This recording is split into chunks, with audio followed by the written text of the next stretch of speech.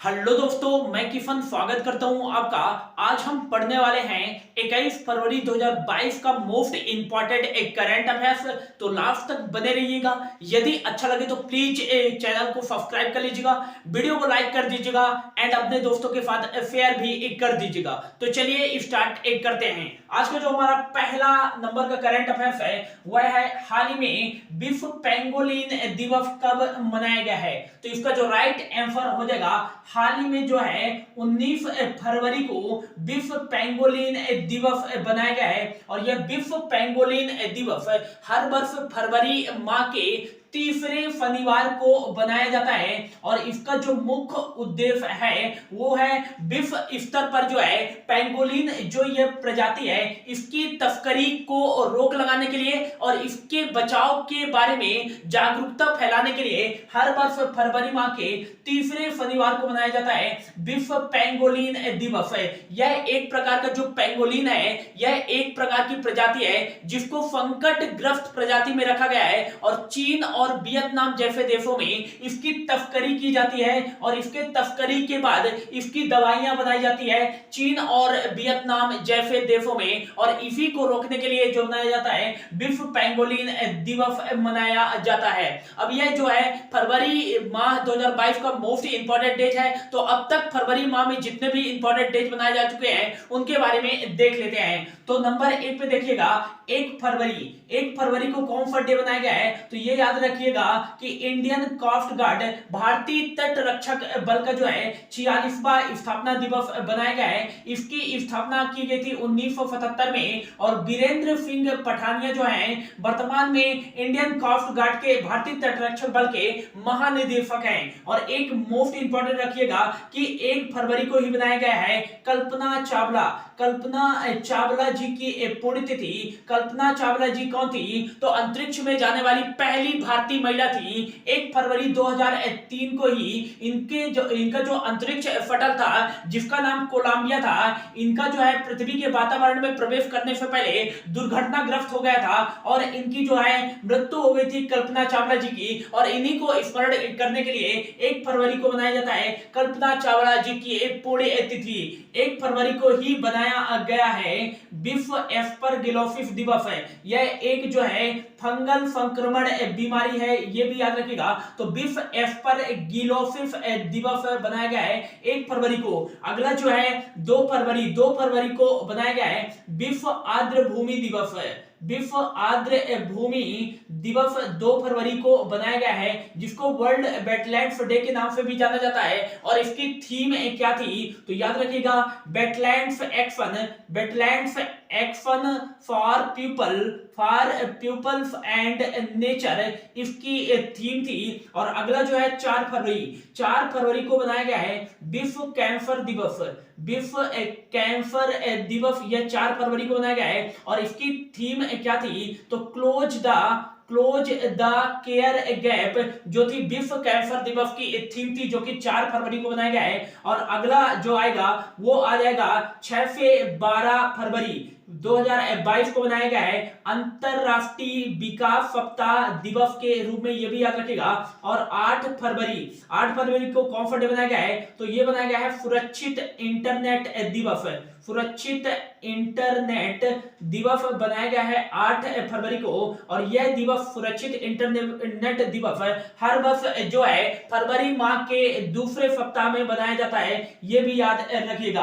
अगला जो बनाया गया है 8 फरवरी के बाद वो बनाया गया है 10 फरवरी 2022 को। और 10 फरवरी 2022 को कौन सा डे बनाया गया है? तो ये बनाया गया है विश्व दलहन दिवस, ये भी याद रखिएगा। और 10 फरवरी को ही बनाया गया है राष्ट्रीय कृमि मुक्ति दिवस। कौन सा बनाया गया है? राष्ट्रीय कृमि मुक्ति दिवस, ये भी याद रखिएगा। और अगला जो बनाया गया है 11 फरवरी को कौन सा डे बनाया गया है? तो ये याद रखिएगा विश्व यूनानी दिवस। विश्व यूनानी दिवस कब बनाया गया है? तो ये बनाया गया है 11 फरवरी को। और 11 फरवरी को ही बनाया गया है विज्ञान में मोस्ट इंपॉर्टेंट है विज्ञान में महिलाओं एवं लड़कियों का अंतरराष्ट्रीय दिवस, ये भी याद रखिएगा। और अगला जो है वो है 12 फरवरी। 12 फरवरी को कौन सा डे बनाया गया है, तो ये याद रखिएगा, राष्ट्रीय उत्पादकता दिवस। राष्ट्रीय उत्पादकता दिवस ये कब बनाया गया है, तो 12 फरवरी को बनाया गया है। और अगला जो है मोस्ट इंपॉर्टेंट है कि 13 फरवरी को कौन सा डे बनाया गया है, तो 13 फरवरी को बनाया गया है विश्व रेडियो दिवस। विश्व रेडियो दिवस कब बनाया जाता है, तो ये 13 फरवरी को बनाया जाता है विश्व रेडियो दिवस। और विश्व रेडियो दिवस 2022 की थीम क्या थी, तो ये थीम थी radio and trust. Radio and trust विश्व रेडियो दिवस 2022 की थीम थी, मोस्ट इंपॉर्टेंट याद रखेगा। और अगला जो है 13 फरवरी को ही बनाया गया है भारतीय राष्ट्रीय महिला दिवस, ये भी याद रखेगा। भारत की जो पहली महिला राज्यपाल थी सरोजिनी नायडू जी की जयंती के अवसर पर बनाया जाता है, जिन्हें नाइटिंगेल ऑफ द इंडिया भी कहा जाता है। 13 फरवरी को बनाया गया है राष्ट्रीय महिला दिवस, ये भी याद रखेगा। और अगला जो आता है 15 फरवरी, तो 15 फरवरी को कौन सा डे बनाया गया है, तो 15 फरवरी को बनाया गया है अंतरराष्ट्रीय बाल कैंसर दिवस। बाल कैंसर दिवस। यदि पूछा जाए कि विश्व कैंसर दिवस कब बनाया जाता है, तो ये बनाया जाता है 4 फरवरी को। और यदि पूछा जाए कि अंतरराष्ट्रीय बाल कैंसर दिवस कब बनाया जाता है, तो ये 15 फरवरी को बनाया जाता है। अगला याद रखिएगा कि RBI reserve bank of India के द्वारा 14 फरवरी 2022 से लेकर के 18 फरवरी 2022 तक कौन सा डे बनाया गया है, तो ये याद रखिएगा वित्तीय साक्षरता सप्ताह दिवस बनाया गया है, ये भी याद रखिएगा। और नेक्स्ट याद रखिएगा 18 फरवरी को बनाया गया है विश्व प्लूटो दिवस। विश्व प्लूटो दिवस कब बनाया गया है, तो 18 फरवरी को बनाया गया है। और फाइनली अब जो बनाया गया है 19 फरवरी को विश्व पेंगोलिन दिवस, जो कि फरवरी माह के तीसरे शनिवार को बनाया जाता है, ये भी याद रखिएगा। बढ़ते हैं अगले क्वेश्चन की ओर। अगला क्वेश्चन है, हाल ही में प्रधानमंत्री हर घर बिजली सौभाग्य योजना के तहत अधिकतम घरों में विद्युतीकरण करने वाला पहला भारतीय राज्य कौन सा बना है, तो इसका जो राइट आंसर हो जाएगा, हाल ही में जो है राजस्थान प्रधानमंत्री हर घर बिजली सौभाग्य योजना के तहत अधिकतम घरों में विद्युतीकरण करने वाला पहला भारतीय राज्य बन गया है राजस्थान।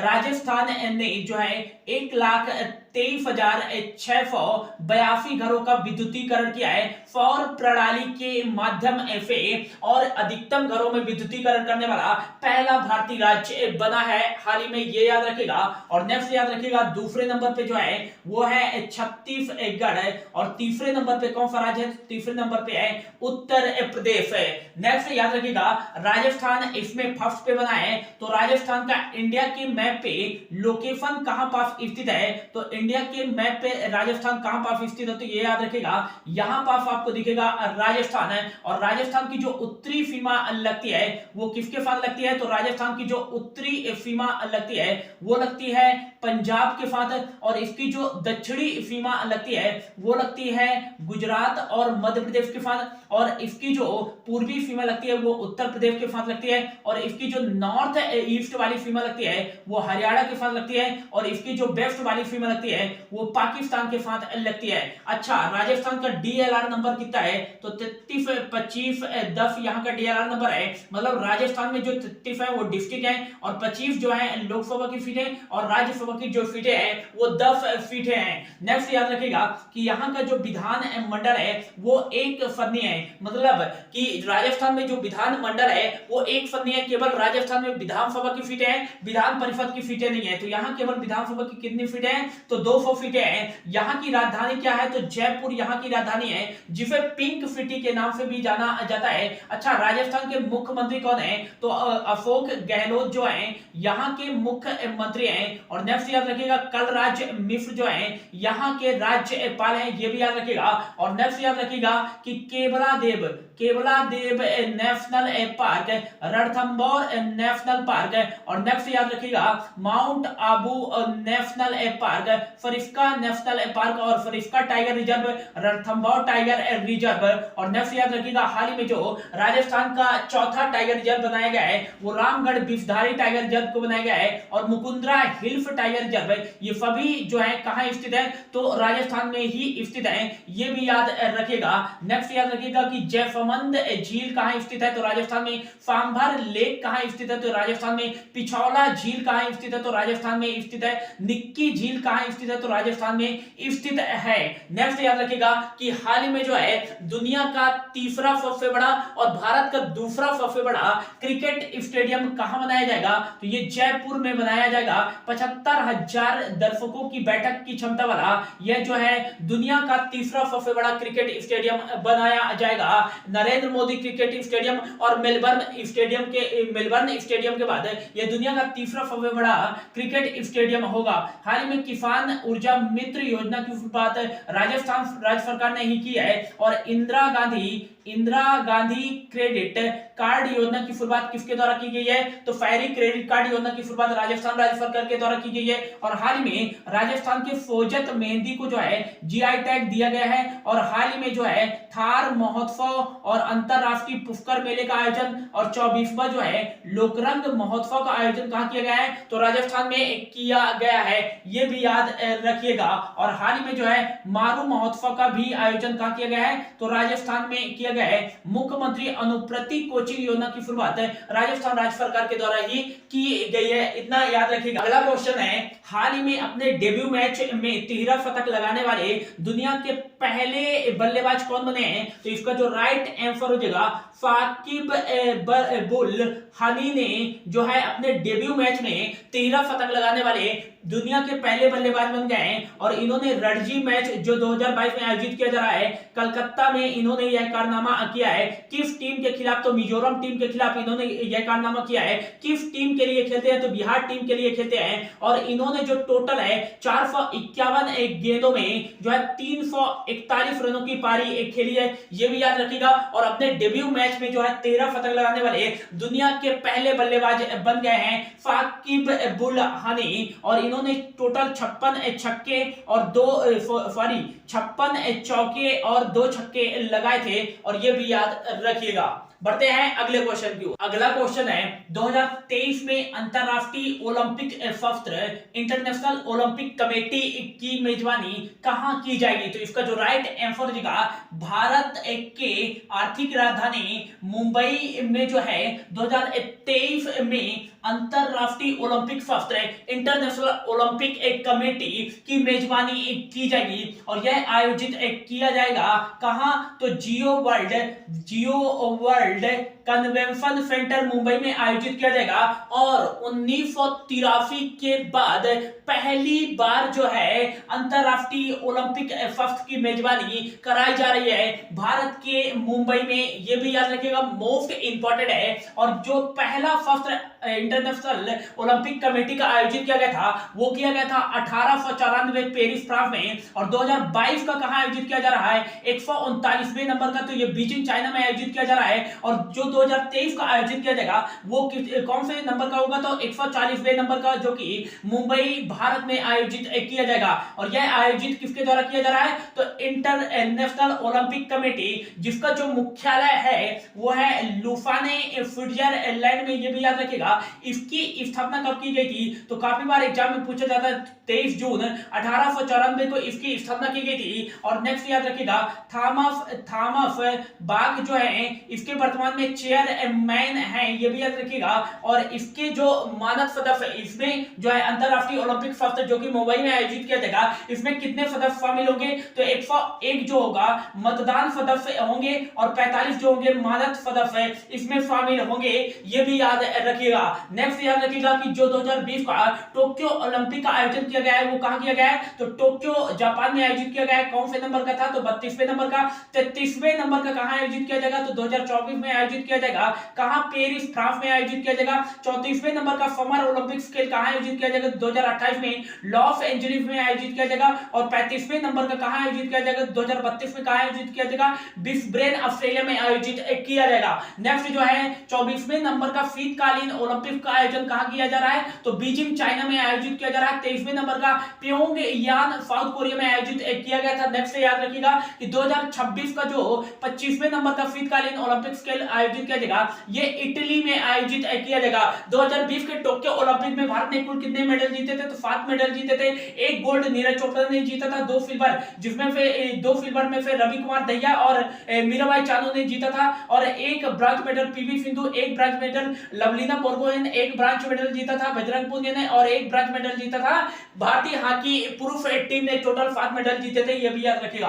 अगला जो क्वेश्चन है, हाल ही में नागरिक हवाई क्षेत्र में ड्रोन की अनुमति देने वाला दुनिया का पहला देश कौन सा बना है? तो राइट आंसर जगह इजराइल जो है नागरिक हवाई क्षेत्र में जो है आतंकवाद से निपटने के लिए, सीमा सुरक्षा के लिए ड्रोन की अनुमति देने वाला दुनिया का पहला देश बन गया है इजराइल। से याद रखिएगा कि यहाँ की जो राजधानी है वो जेरूसलम यहाँ की राजधानी है, और न्यू फेकल यहाँ क्या चलती है? तो करेंसी चलती है, और यहाँ की जो ऑफिशियल लैंग्वेज है वो हिब्रू है। हिब्रू हम लोग ऐसे लिखते हैं, बाय से दाएं लिखते हैं, लेकिन ये दाएं से बाएं लिखी जाने वाली जो है यह एक लैंग्वेज है, हिब्रू लैंग्वेज, ये भी याद रखिएगा। यहाँ के जो प्राइम मिनिस्टर है वो है नेफ्ताली बेनेट, और इफाक हारजोग जो है यहाँ के प्रेसिडेंट है, ये भी याद रखिएगा। और अगला जो क्वेश्चन है, हाल ही में how the prevent the next pandemic पुस्तक किसके द्वारा लिखी गई है? तो राइट आंसर देगा माइक्रोसॉफ्ट के सह संस्थापक बिल गेट्स के द्वारा जो है how the prevent the next pandemic पुस्तक लिखी गई है। इस पुस्तक में क्या बताया गया है? तो इस पुस्तक में बताया गया है कि आगामी जो आने वाली महामारियां हैं और दुनिया भर में सभी को स्वस्थ रखने के लिए किस प्रकार के कदम उठाए जा सकते हैं, इस पुस्तक में बताया गया है, जिसको माइक्रोसॉफ्ट के सह संस्थापक बिल गेट्स ने लिखा है। और माइक्रोसॉफ्ट की स्थापना कब की गई थी? तो 4 अप्रैल 1975 को की गई थी बिल गेट्स और पॉल एलन के तहत, और इसके वर्तमान में चेयरमैन एंड सीईओ कौन है? तो भारतीय मूल के सत्या नडेला हैं, ये भी याद रखिएगा। और जो है ये बिल गेट्स जी को जो है परोपकारी प्रयासों के लिए 2016 में अमेरिका का जो सर्वोच्च नागरिक सम्मान है the presidential of the freedom से सम्मानित किया गया था, ये भी याद रखिएगा। और आज का जो हमारा लास्ट क्वेश्चन है, हाल ही में भारतीय यूपीआई यूनिफाइड पेमेंट इंटरफेस को अपनाने वाला पहला विदेशी देश कौन सा बन गया है? तो इसका जो राइट आंसर देगा नेपाल जो है भारतीय यूपीआई को अपनाने वाला पहला विदेशी देश बन गया है। नेक्स्ट याद रखिएगा, नेपाल की राजधानी जो है वो है काठमांडू, और नेपाली रुपया यहाँ करेंसी चलती है। विद्या देवी भंडारी यहाँ के क्या है? राष्ट्रपति हैं, और शेर बहादुर देउबा यहाँ के प्राइम मिनिस्टर हैं। तो ये था दोस्तों हमारा आज का करंट अफेयर्स। होप आपको अच्छा लगा होगा। यदि अच्छा लगा होगा तो प्लीज वीडियो को लाइक एंड शेयर जरूर कर दीजिएगा। Thank you so much for your watching.